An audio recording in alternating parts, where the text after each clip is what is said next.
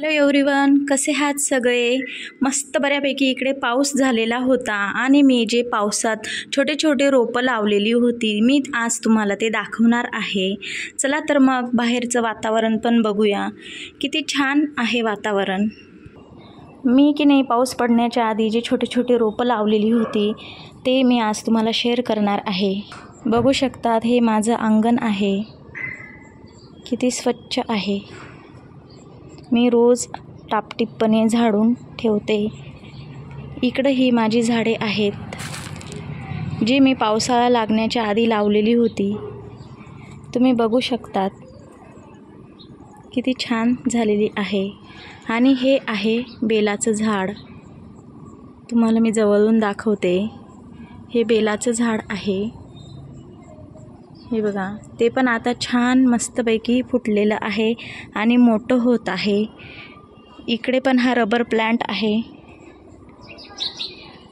हे बघा, मस्त हिरवी हिरवीगार झालेली आहेत सर्व झाडे.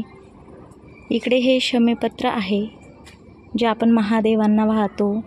शमीचं झाड म्हणतो आपण त्याला.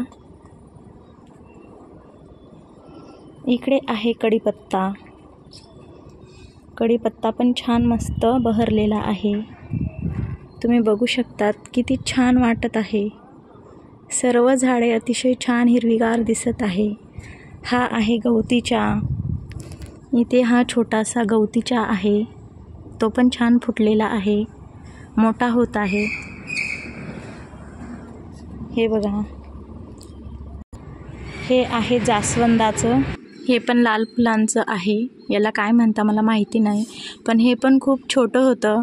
बऱ्यापैकी मोठं झालेलं आहे. हिरवंगार झालं आहे. तुम्ही बघू शकतात. इकडं हे आहे चिक्कूचं. चिक्कूचं पण छान झालेलं आहे. बारीक बारीक त्याला नवीन फांद्या फुटत आहे, पाला फुटतो आहे. छान पानं हिरवी हिरवीगार. हे पण छान होत आहे. आज स्पेशल माझा ब्लॉग हा झाडांविषयांवरच आहे. बघू शकतात खूप लहान लहान झाडं लावलेली होती मी.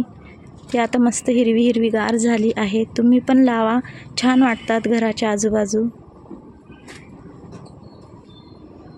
हे शोचं झाड आहे. हे बघा, इकडे हे बारीक मस्त तुम्हाला जवळून दाखवते मी. हे आहे हळदीचं झाड. हळदीचं झाड हे आपल्या घराच्या आजूबाजू लावणं शुभ असतं. हे बघा, लक्ष्मीनारायणाचा वास असतो. इकडे जास्वंदाचं आहे.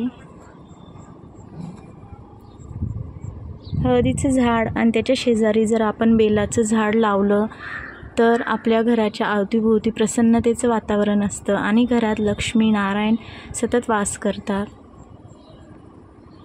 इकडे हा आहे मनी प्लांट. मनी प्लांट पण छान बहरत आहे. मला झाडं लावणं खूप आवडतं. व्हिडिओ नक्की बघा आणि लाईक सबस्क्राईब करा. धन्यवाद.